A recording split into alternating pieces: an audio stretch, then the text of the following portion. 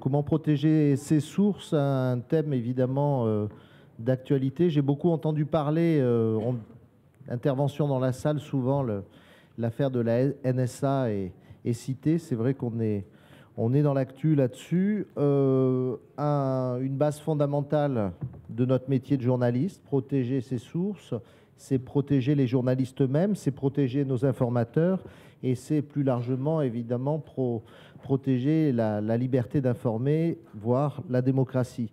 C'est à la fois une question qui est une question juridique, hein, et de nombreux débats sur les lois et la protection des journalistes sont abordés régulièrement. Mais ce n'est pas cette question-là, évidemment, qu'on va aborder. C'est aussi une question d'ordre technologique. Les nouvelles technologies sont évidemment, on en parle depuis hier, une opportunité importante pour les journalistes, pour faire circuler l'information, pour dépasser les frontières, pour faire circuler la parole et les témoignages, pour contourner parfois les pouvoirs.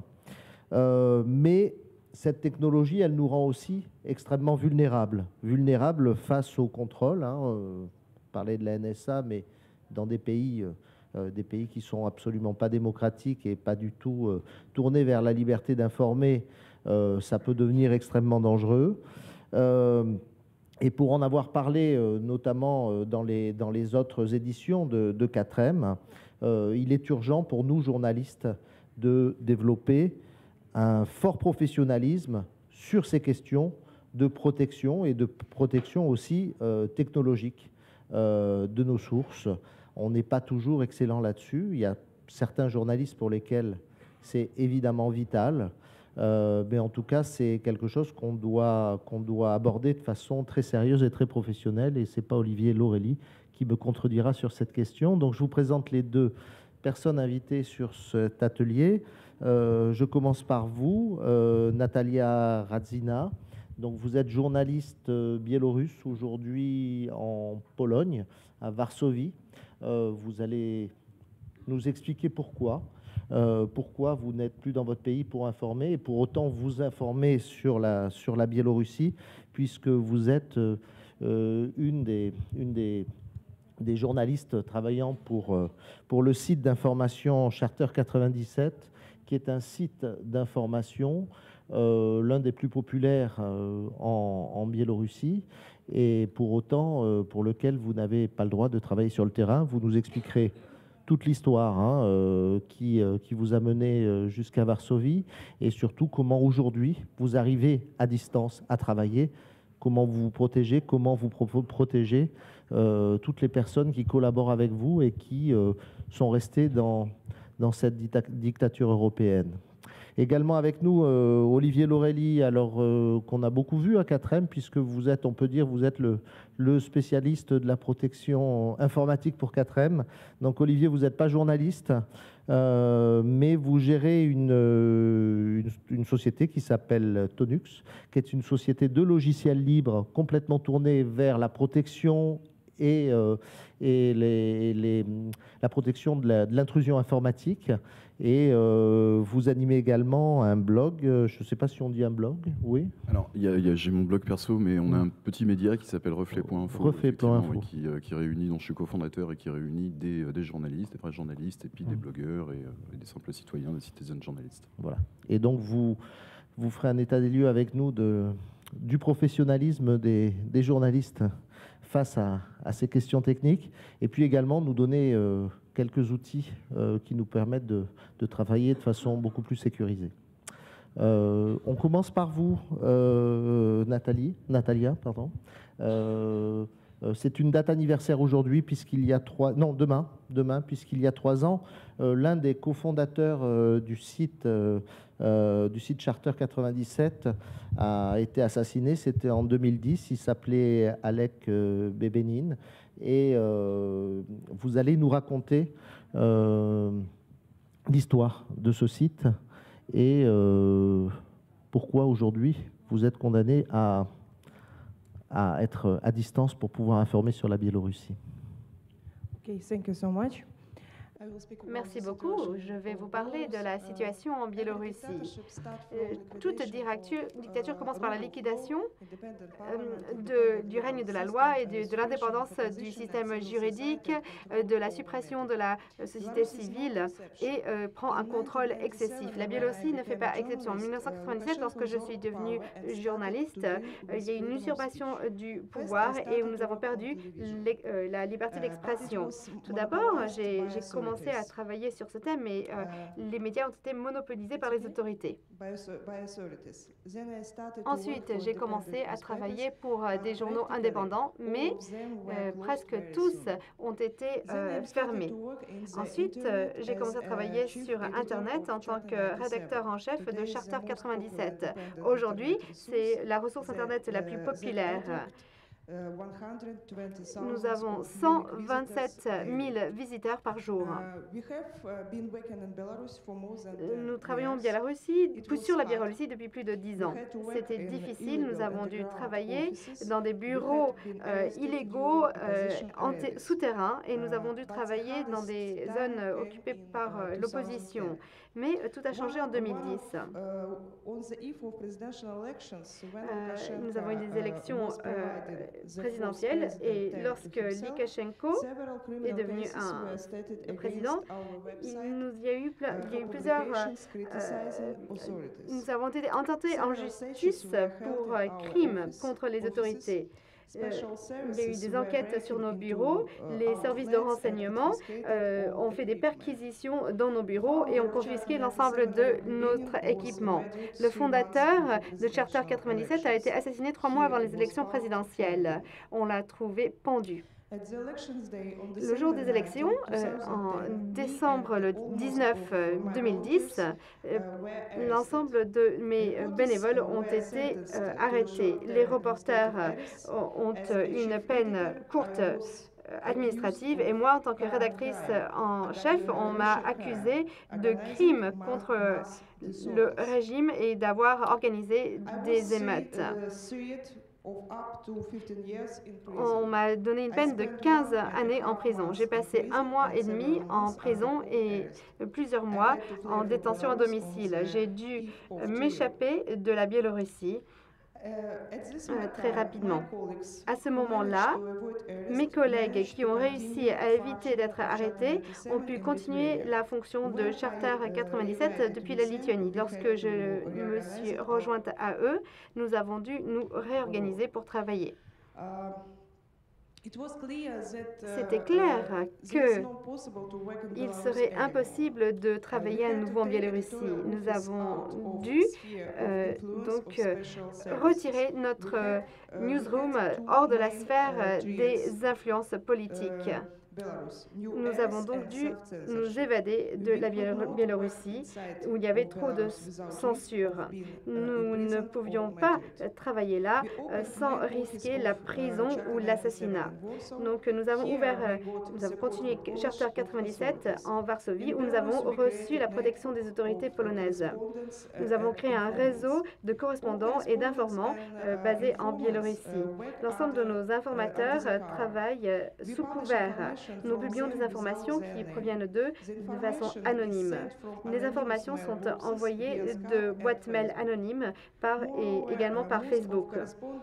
La plupart de nos correspondants ne se connaissent pas pour des raisons de sécurité. Même les journalistes de notre bureau de rédaction à Varsovie ne connaissent pas le nom de nos correspondants de Biélorussie. L'anonymat est conservé à tout temps. En cas de contact direct en dehors de la Biélorussie, on communique par téléphone ou par Skype. Nous recueillons également beaucoup d'informations de la part de nos lecteurs et de nos sources dans le gouvernement. Ils nous envoient des infos de boîtes mail anonymes et nous ne découvrons jamais nos sources, même dans des cas où cela pourrait ajouter de la crédibilité à notre publication. En parallèle, nous sommes toujours en contact avec les organisations biélorusses et internationales pour apporter un soutien nécessaire à nos journalistes en cas d'opération d'opposition. Il y en a d'autres qui ne cachent pas leur nom. La plupart sont des politiciens ou des militants pour les droits de l'homme qui écrivent directement sur notre site web. Les personnes qui travaillent dans nos bureaux à Varsovie n'ont pas le droit d'aller en Biélorussie. Si ils ont envie d'aller rendre visite à leurs proches, on leur donne des recommandations spéciales pour éviter d'être arrêtés par la police secrète. L'ensemble de notre travail se fait donc à l'étranger et ils peuvent travailler en liberté, sans censure et sans crainte d'arrestation ou d'assassinat. Les correspondants qui apportent les informations doivent travailler en Biélorussie et de manière souterraine. Merci. Tout à l'heure, on donnera la parole à la salle. Vous n'avez pas de casque. Bon, on va se partager, le casque. Olivier, dans ce que vous avez entendu, je pense qu'il y a la question que je soulevais tout à l'heure de la protection des sources, elle est vitale, là, aujourd'hui. Moi, ce qui m'a le plus choqué, en fait, dans ce que nous disait Natalia, c'est vraiment plutôt la pression politique. C'est pas réellement d'ordre technologique, si vous voulez, ce que je retiens un petit peu de votre exposé. Évidemment, aujourd'hui, les deux sont corrélés, parce que la technologie, dans les mains d'un pouvoir un peu dur, va forcément se retourner contre les journalistes. C'est comme ça que ça se passe dans tous les pays, et même dans les pays, justement, on disait des pays démocratiques. Je parlais de Prism tout à l'heure, donc de l'outil de la NSA. Bon, je pense qu'on aura l'occasion d'en causer un petit peu plus. Ça fait encore plus sens, effectivement, dans un pays où le régime est un petit peu plus dur et surveille un petit peu plus sa population. C'est des choses qu'on a déjà vues et qu'on a déjà exposées à l'occasion des 4e précédents, en Syrie, en Libye, où on sait qu'en plus ce sont des entreprises américaines ou françaises qui ont plus ou moins collaboré à la mise en place de ce type d'outils, ou même si elles n'ont pas directement collaboré, c'est quand même leur matériel qu'on retrouve là-bas. Ce qu'on retrouve assez régulièrement dans des pays où on se dit mais ils n'ont pas spécialement les moyens, c'est quand même des systèmes qui sont assez ingénieux, qui sont autant d'outils techniques et humains. C'est-à-dire qu'un outil technique sans un réseau humain derrière va fonctionner beaucoup moins bien. L'exemple le plus flagrant qu'on a eu de ça, je pense que ça a été la Tunisie, où effectivement il y avait une infrastructure technique qui permettait d'écouter la population, qui permettait d'intercepter les communications, mais qui s'appuyait surtout sur un réseau humain qui surveillait les réseaux sociaux et qui donnait les alertes aux autorités en disant tiens, cette personne, il faudrait la surveiller d'un petit peu plus près, il faudrait essayer de lui piquer son mot de passe Facebook pour regarder avec qui elle cause. Et c'est là où on arrive après au deuxième stade, c'est que si la technologie va permettre à un moment d'identifier une personne, ensuite c'est bien des gens qui vont aller voir les activistes ou les journalistes qui sont ciblés. Et dans ces cas-là, c'est pas des grands moyens qui sont utilisés, c'est plutôt ce qu'on appelle chez nous l'exploit à la batte de baseball ou au bottin téléphonique. C'est-à-dire qu'on te retrouve dans un commissariat et puis ton mot de passe, tu le donnes. En France, c'est pareil, à la rigueur, bon, sans les coups de bottin évidemment et sans la batte de baseball, mais il faut savoir que quand on n'est pas journaliste et qu'on nous demande un mot de passe et qu'on n'a pas de source spécialement à protéger, on donne le mot de passe parce que sinon c'est 5 ans et 45 000 € d'amende. Voilà. Sur les outils, tout à l'heure j'entendais parler de communication par Skype et par téléphone, et j'ai vu vos bouclettes se défriser. Oui, ça me fait bondir souvent. Il faut bien comprendre que Skype déjà n'a jamais été un outil sécurisé. Il a été pendant un temps assez compliqué à écouter pour les autorités. C'est plus du tout le cas. On sait que la NSA aujourd'hui y accède allègrement, donc en déchiffré. Ils ont accès à toutes les communications. On sait également que des agences de presse communiquent assez régulièrement avec des activistes sur le terrain, sur Skype. Mais il faut bien comprendre qu'une communication s'établit d'un point à un autre. Mais même si on ne voit pas le contenu de la communication, on sait que telle personne a contacté telle personne. Donc on n'a pas besoin forcément du contenu de la communication pour pouvoir identifier une personne. À partir du moment où on sait que un organe de presse français a contacté tel numéro de téléphone sur telle ligne ADSL en utilisant le protocole Skype, c'est forcément suspect. Pour certains pays paranoïaques, c'est forcément suspect. Donc faut vraiment pas penser que Skype est secure, même s'il va peut-être encrypter un petit peu les conversations. Déjà, d'une part, c'est pas suffisant parce que c'est un algorithme qui est propre à Skype et que lui peut déchiffrer et peut fournir à des autorités. Et qu'est-ce qui va vous dire, quelque part, que la personne qui a téléchargé Skype dans ce pays a bien téléchargé une bonne version de Skype et qu'elle n'est pas vérolée pour justement permettre une écoute ou permettre de l'interception. Skype, il faut vraiment bien se rendre compte que c'est tout sauf un moyen de sécurisation. Normalement, la sécurisation d'une communication, on la place sur 2 points. Il y a ce qu'on appelle le transport des données, qui est ce qu'on va essayer de sécuriser par des techniques de chiffrement.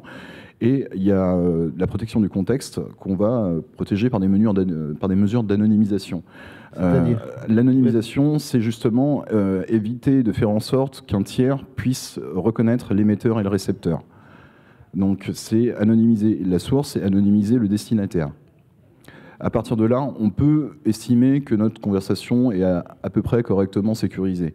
Mais ça ne marche pas l'un sans l'autre. On ne peut pas se dire, mais comme c'est chiffré, de toute façon, c'est sécurisé. Non, il y a quand même une source sur place qui court un risque d'identification.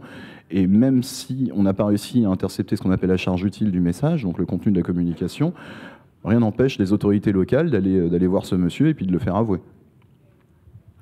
Natalia, est-ce que vous pouvez nous expliquer quelles sont les méthodes que vous avez mises en place pour à la fois, évidemment, recueillir de l'information de Biélorussie, mais aussi pouvoir la vérifier? J'imagine que c'est compliqué aussi de pouvoir vérifier l'information qui vous provient.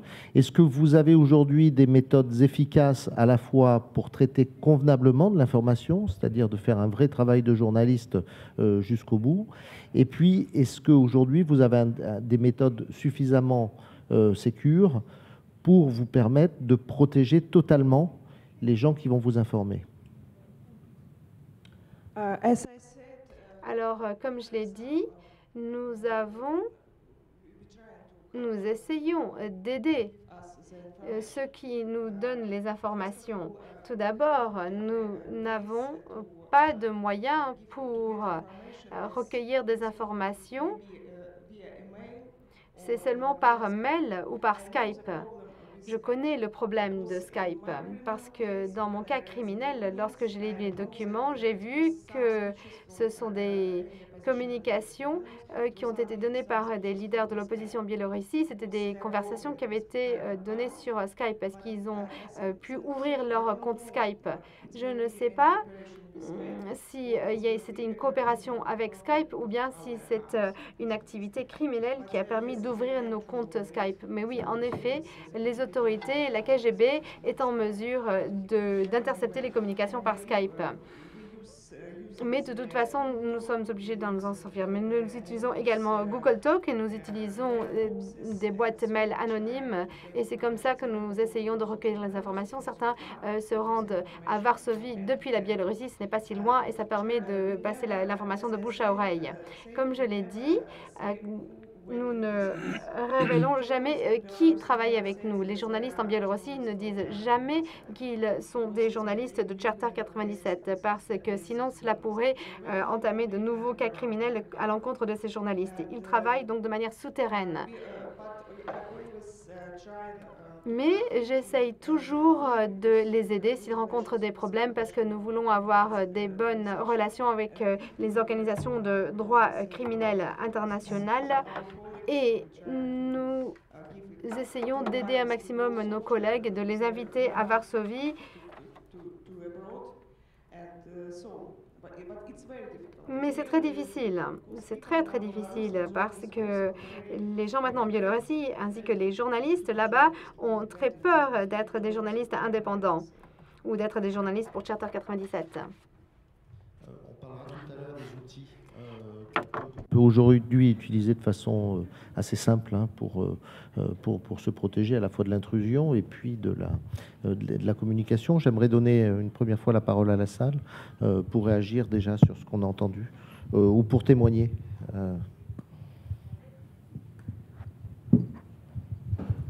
Une question pour Natalia. Vous arrive-t-il de choisir de ne pas diffuser une information pour protéger une source? Autrement dit, où est la frontière entre la nécessité d'informer et la nécessité de protéger vos sources? I'm sorry, I don't understand questions. How it's... Je suis désolée, je n'ai pas compris votre question. Oui, vous m'avez Pas entendu. Est-ce que cela vous arrive de choisir de ne pas diffuser une info pour protéger une source?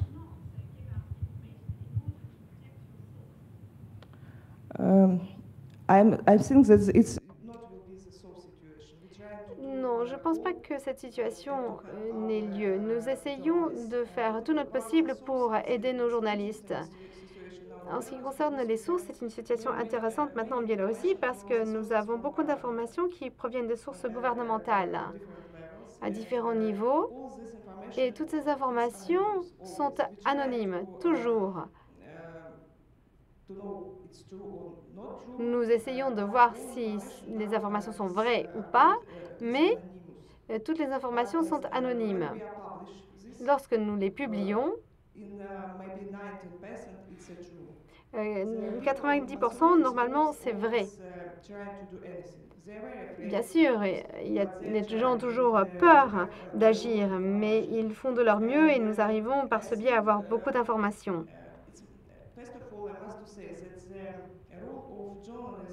Tout d'abord, j'aimerais dire que le rôle du journalisme dans une démocratie ou dans une dictature, ce sont deux choses très différentes. Je connais toutes les règles du journalisme occidental, mais parfois, nous ne pouvons pas travailler dans le respect de ces règles. Vous devez comprendre que parfois, nous devons protéger nos sources. Parfois, ce n'est pas si facile. Lorsque la Biélorussie sera un pays libre, là, nous essaierons de respecter les règles que respectent les journalistes occidentaux. Mais là, nous sommes en guerre. C'est cela que vous devez comprendre. Autre réaction, question dans la salle? Si malheureusement on est contraint de dévoiler ses sources, si je puis dire, vraiment sous la contrainte dans une situation, même si on veut l'éviter, comment on peut faire? Est-ce qu'il y a des combines vraiment si voilà, il y a un dernier recours, mais avoir une solution qui est un moindre mal, si je puis dire? Olivier a une certaine expérience là-dessus. Oui, je pense vraiment qu'il n'y a pas de solution miracle. Le premier conseil moi, que je donnerais, c'est de ne pas savoir qui est votre source, tout simplement. On a un cas un peu emblématique en ce moment là, qui se retrouve en procès aux États-Unis, qui s'appelle Bradley Manning. Wikileaks, le site, avait tout fait pour faire en sorte de ne pas connaître l'identité de la personne qui a fait fuiter les câbles diplomatiques. Ça s'est su autrement, mais encore aujourd'hui, Wikileaks serait incapable d'assurer à 100% que c'est bien Bradley Manning qui a acheminé en fait des sources, qui a diffusé ces documents et qui les a envoyés à Wikileaks. Donc ça, c'est vraiment la première méthode. Ce cas-là est un peu particulier parce que devant la masse d'informations, il n'y avait pas trop de mal à se rendre compte de la véracité des informations qui étaient envoyées. Ça peut être beaucoup plus délicat pour certaines autres informations. Mais si vous avez un doute, de toute façon, sur le risque que va courir la source ou sur l'éventuelle compromission si vous vous faites interroger, le mieux, c'est évidemment de ne pas connaître du tout la source et d'avoir aucun moyen d'identifier. Ensuite, il faut bien comprendre que quand vous êtes en relation avec des sources qui sont un petit peu sensibles, il y a des règles de base quand même à observer, qui sont évidemment de ne pas stocker ces informations en clair sur votre ordinateur, qui sont évidemment de ne pas accepter n'importe quelle clé USB qui va passer comme ça de main en main. Vous pouvez utiliser des techniques dites de virtualisation, c'est-à-dire créer un environnement dans votre environnement, dans votre système d'exploitation, un autre système d'exploitation dans le système d'exploitation. Vous avez des outils également qui permettent de chiffrer des partitions de disque dur, et non seulement de les chiffrer, mais en plus de dissimuler une autre partition chiffrée dans un disque dur. Ça, c'est typiquement ce que fait TrueCrypt. C'est un logiciel que je recommande d'ailleurs aux journalistes qui vont sur des terrains un petit peu hostiles et qui doivent ramener des informations, des vidéos ou des photos. Chiffrer les informations, il faut bien comprendre que ça ne suffit pas.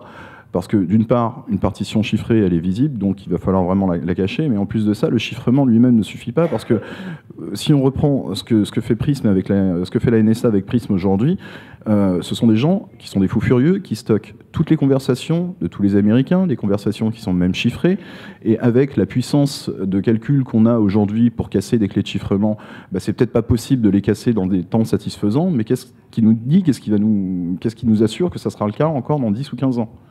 Donc, essayez de réfléchir également sur le long terme. C'est pas parce qu'une information est secure à un instant T qu'elle l'est plus tard. Natalia, vous voulez réagir à la question de cette jeune journaliste?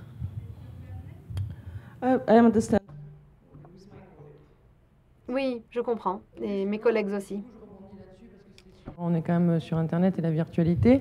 Est-ce que le papier est quand même un bon moyen d'avoir des sources fiables, quoi? Parce que l'informatique, là, il n'y a que nous, un stylo et une feuille. Et on parle d'hyperconnectivité. Et je pense que j'ai tweeté un moment en le disant, c'est une vraie question que je me pose. Est-ce qu'il faut continuer à rester déconnecté d'Internet, tout en l'étant, hein, bien sûr, pour être connecté à la société? Et j'ai l'impression qu'on s'emballe et qu'on ne sait pas encore et que voilà, il y a des choses qui arrivent et nous on est jeunes et on est entre les deux et on nous fait tout pour abandonner le papier et moi je dis non. Enfin, voilà. J'ai envie de vous dire que tout ce qui transite pas par un data center de Google est une bonne solution effectivement pour sécuriser. Donc oui, le papier restera une bonne solution pour sécuriser ses sources. Ça, il n'y a pas de secret là-dessus. Monsieur, une question, attendez le micro.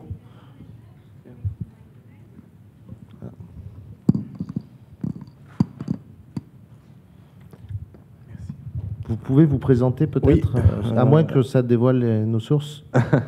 Non, Melk Khadraoui de Tunisie, rédacteur en chef de Nawet.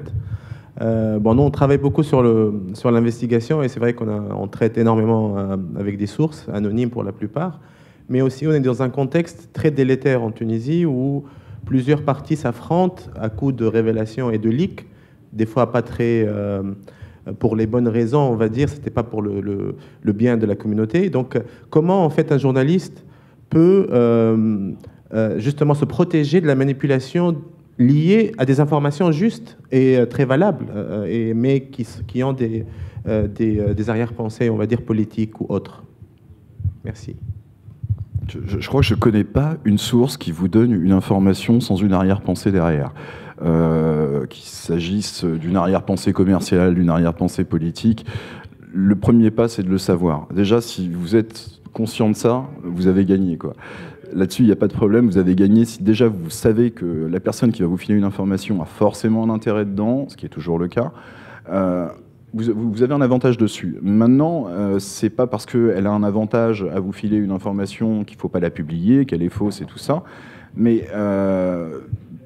sans vouloir sourcer, sans vouloir désanonymiser la personne, vous avez toujours moyen, en faisant quelques recherches, et puis mine de rien, le bouche à oreille sur Internet, ça fonctionne très très bien. Vous avez des techniques d'investigation qui sont un petit peu neuves aujourd'hui. Un réseau social, c'est typiquement une source d'information qui va vous permettre de lancer une information pour en obtenir une autre, dont vous pouvez tenter le coup de la sonde, hein, ça marche assez régulièrement. Il y a toujours moyen de contrer en fait, ce genre de petites manipulations, mais des fois c'est long et on est pressé de publier l'information. Donc le gros problème, souvent, en fait, ce qui joue contre nous là-dessus, c'est le temps. C'est vraiment des problèmes de timing le 3/4 du temps. Donc ça, c'est vraiment au jugé, quelque part. Mais ça, Olivier, c'est un peu en contradiction avec ce qu'on disait tout à l'heure. Le meilleur moyen de protéger ses sources, c'est de ne pas les connaître. Mais c'est en contradiction avec notre métier de journaliste qui est justement d'être le plus pointu dans la connaissance de nos sources pour être le plus clair sur la véracité d'une information. J'aurais été d'accord en fait avec ce point de vue il y a quelques années, hein, on va dire typiquement avant Internet. Maintenant, on voit qu'avec tout le phénomène des whistleblowers... C'est quoi ça? Donc ce qu'on appelle les tireurs d'alerte, enfin les tireurs d'alarme en fait, les gens qui lancent des alertes sur des problèmes de société, sur des problèmes d'écologie et des choses comme ça. On n'a pas spécialement besoin de les authentifier, de savoir qui ils sont, pour se rendre compte que l'information non seulement a une valeur ajoutée, mais qu'en plus elle est tout à fait vérace. Donc il y a peut-être une partie de ce travail journalistique qui n'est pas à abandonner, attention, hein, c'est l'idée, pas du tout de l'abandonner, mais qui est à mettre en perspective avec l'évolution des réseaux et puis des thématiques qui sont abordées. Autre réaction, autre question dans la salle?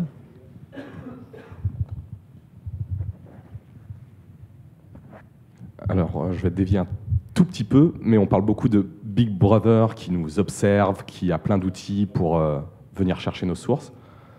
Est-ce que nous, on ne peut pas se servir des mêmes outils que ceux du renseignement pour obtenir aussi des informations, sans rentrer dans la déontologie? Est-ce qu'on a accès aux mêmes outils, enfin, ou presque les mêmes outils, que ceux qui nous observent? C'est-à-dire que vous envisagez, par exemple, de mettre des gens sur écoute pour pouvoir avoir de l'information. Il y a des journaux anglais qui ont fait ça et ça a très mal fini. Hein. Je vais vous répondre juste... Enfin, c'est déjà sur le plan légal. En France, il y a ce qu'on appelle 2 types d'interceptions. Donc, vous avez entendu parler de la plateforme nationale des interceptions judiciaires. Donc là, on parle d'interception judiciaire. Ça veut dire c'est sous contrôle d'un juge. C'est le juge qui demande de mettre sur écoute une personne.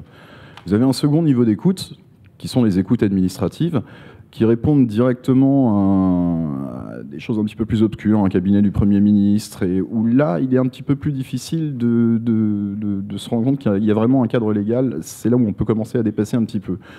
Sur Reflet, on développe une thèse déjà depuis à peu près 2 ans, qui est de se dire qu'il y a sûrement un 3e niveau d'écoute qui est opéré à l'extérieur des frontières françaises, en dehors de tout cadre légal. Donc c'est une thèse sur laquelle on bosse depuis un petit moment, et c'est marrant parce que c'est une thèse quand on commence à parler dans des médias nationaux comme Le Monde maintenant. Utiliser les mêmes outils, j'ai envie de vous dire non, c'est pas possible parce que, vous n'allez pas avoir accès aux chambres des fournisseurs d'accès, aux câbles sous-marins dans lesquels transitent toutes les informations, donc déjà vous n'allez pas pouvoir faire du massif. Pour faire du ciblé, c'est ce que tu disais, il y a des journalistes anglais qui l'ont fait, ça s'est assez mal fini. Ensuite, vous avez des techniques qui sont peut-être un petit peu limites, mais voilà, nous ce qu'on fait quand on va commencer à discuter avec des sources en fait dans un pays, on va déjà commencer à regarder comment fonctionne l'internet de ce pays, par qui on peut être écouté, comment ça fonctionne, est-ce qu'il y a une censure sur mots-clés, est-ce qu'il y a un blocage sur les adresses, donc les DNS, est-ce que ma source peut visiter tel lien si je lui envoie un lien. Toutes ces choses-là, en fait, c'est des trucs où on commence à se poser des questions dessus et on essaye de se mettre à leur place. Bon, se mettre à leur place, ça veut dire trouver une machine là-bas qui n'est pas trop sécurisée, s'introduire sur une machine et regarder un petit peu comment fonctionne l'Internet vu de l'intérieur. C'est une technique qui va vous donner, si vous voulez, des informations, mais qui ne va pas vous permettre de mettre sur écoute des personnes. Si, dans certains cas, ça peut être le cas, mais les équipements d'interception, surtout les équipements d'interception massifs, sont des équipements qui sont complètement invisibles sur le réseau, donc déjà, vous ne pouvez pas les voir et en prendre le contrôle. Natalia, quand on entend Olivier expliquer tout ça, on se rend bien compte qu'il faut de plus en plus être pointu technologiquement pour pouvoir se protéger et puis protéger évidemment ses sources. Est-ce que vous, au sein de votre équipe, vous avez des Olivier Laurélie, des gens comme ça qui vous accompagnent et qui vous trouvent technologiquement des outils pour continuer à faire votre travail? Oui, on a des gens qui travaillent pour nous, d'excellents programmeurs qui nous aident. On a de bonnes connexions avec Radio France Internationale, on a une très bonne formation. Et j'espère que ça se répétera d'ailleurs à l'avenir. Et nous essayons constamment d'améliorer toutes les technologies dont on dispose et d'améliorer les choses, de mieux protéger nos sources, mieux protéger nos journalistes et nos sources, les deux. Oui. Je dois préciser que Reporters sans frontières vient de mettre en place un toolkit, une boîte à outils de protection. Je ne sais pas si vous avez travaillé. Oui, RSF en fait a travaillé notamment avec Télécomics, qui est un groupe d'activistes qui s'implique souvent pour essayer de rétablir de la connectivité quand un Moubarak coupe Internet dans son pays ou des choses comme ça. Et donc pour apporter à des journalistes une sorte de trousse à outils, donc sous forme de clé USB, comprenant un système d'exploitation sécurisé et des outils d'anonymisation des communications. Donc effectivement, c'est quelque chose que tout journaliste qui part sur le terrain devrait avoir en sa possession, à mon sens. Mais malheureusement, ça ne suffit pas, parce que la protection de sa propre protection déjà et la protection des sources ne se base pas sur la seule utilisation d'outils. Ce que je vous disais, c'est on peut chiffrer des données, on peut faire plein de trucs au niveau informatique, mais si on n'a pas des notions d'anonymisation du contexte vraiment et des règles de sécurité basiques, ben, malheureusement, ça ne sert à rien de prendre tout ce genre de mesures de sécurité. Donc, je pense qu'RSF va organiser également des ateliers d'utilisation de ces outils. Et voilà, je pense vraiment que ça serait pas mal pour les journalistes d'y participer, oui. Vous pouvez nous énumérer rapidement le type d'outils fondamentaux qu'il faut avoir en sa possession? La première chose, c'est un petit peu le socle, c'est votre machine. Donc déjà, il faut comprendre que vos machines, au niveau hardware, ne sont pas sécurisées. Si je prends l'exemple des téléphones portables, vous pouvez installer tout ce que vous voulez comme sécurité dessus. Si vous avez un iPhone, vous êtes foutu. Si vous avez un Android, vous êtes foutu. Donc voilà, ça, il faut déjà en être conscient. Sur un ordinateur, vous avez une latitude qui est un petit peu plus importante. Donc c'est ce que je vous expliquais tout à l'heure. Quand on transporte des données, il est bien qu'elles soient chiffrées, mais non seulement qu'elles soient chiffrées, mais aussi qu'elles soient cachées. Donc pour ça, l'outil de prédilection, c'est TrueCrypt. Il en existe d'autres, hein, mais celui qui est le plus connu, le plus répandu et pas compliqué à utiliser, c'est TrueCrypt. Quand vous êtes en terrain hostile, ensuite, il y a le transport des données, l'anonymisation des communications elles-mêmes.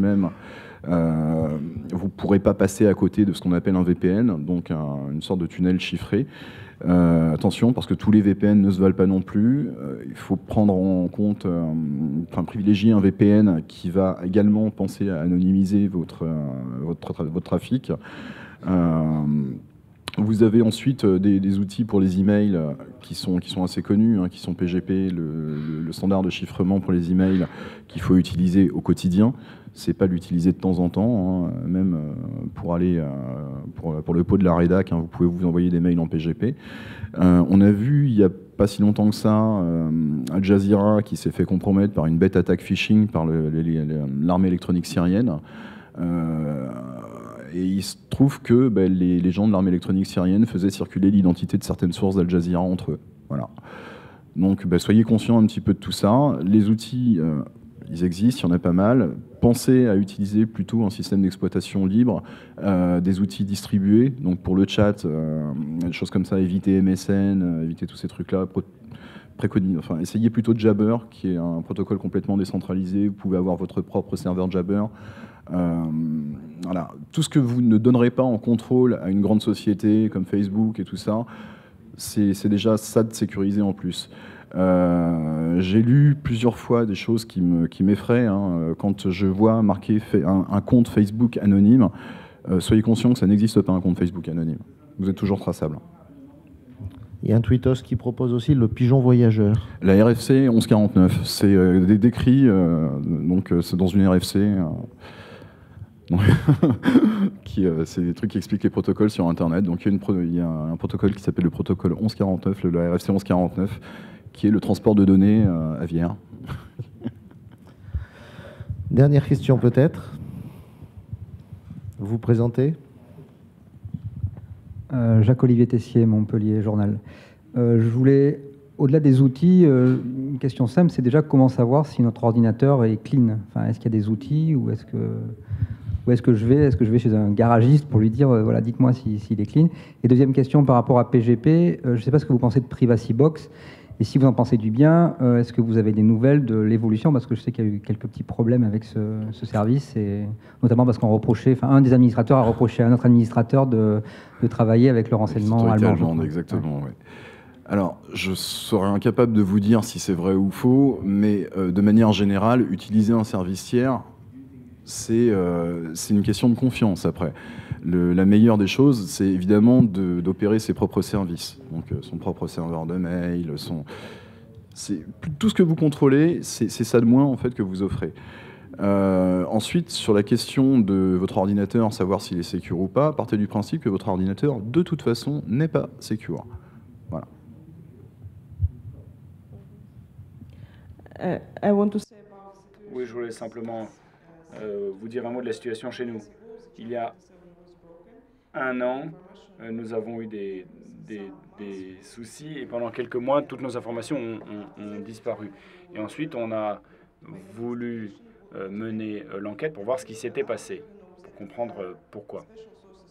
Et il y a un certain nombre de sources qui ont versé des fonds importants et qui ont organisé un programme spécifique et qui l'ont appliqué à différents ordinateurs, que ce soit sur des clés USB, que ce soit avec des liens et ensuite l'ordinateur a été virusé et ce virus n'était pas trouvé par les programmes antivirus. Et ensuite, il y a des sources spéciales qui ont pu suivre tout ce que vous faisiez sur votre ordinateur. Et lorsqu'on a mené l'enquête avec des bons spécialistes informatiques, on s'est rendu compte que tous les ordinateurs de tous les gens qui travaillaient dans le domaine de la politique, des droits de l'homme, tous les journalistes indépendants étaient infectés par ce virus. Et donc, on s'est rendu compte que ça posait problème. On a voulu aider les gens à se débarrasser de ce virus, à nettoyer leurs ordinateurs, mais c'était vraiment frappant. Ce qui était intéressant, c'est de savoir que tous ces gens n'étaient pas conscients du fait qu'ils avaient un virus dans leur ordinateur. Je crois qu'il est l'heure de clôturer cet atelier. Ce qui a été développé là au cours de ces 3 quarts d'heure, c'est vraiment l'idée qu'on est dans une course permanente et il faut en permanence remettre son disque dur à jour par rapport à tout ça. Les outils que vous nous proposez aujourd'hui seront probablement obsolètes dans 6 mois, dans 1 an. En tout cas, la nécessité de développer un véritable professionnalisme pour nous, journalistes, face à ces questions-là, pour des questions évidemment vitales en Biélorussie, pour des questions peut-être beaucoup moins vitales, mais tout aussi démocratiques. J'insiste juste en fait sur un truc, parce qu'on a quand même de la chance en France. On a des services compétents comme l'ANSSI qui sont tout à fait disposés à vous donner des formations, à vous donner des bons conseils, à vous donner voire des outils pour aller opérer sur le terrain.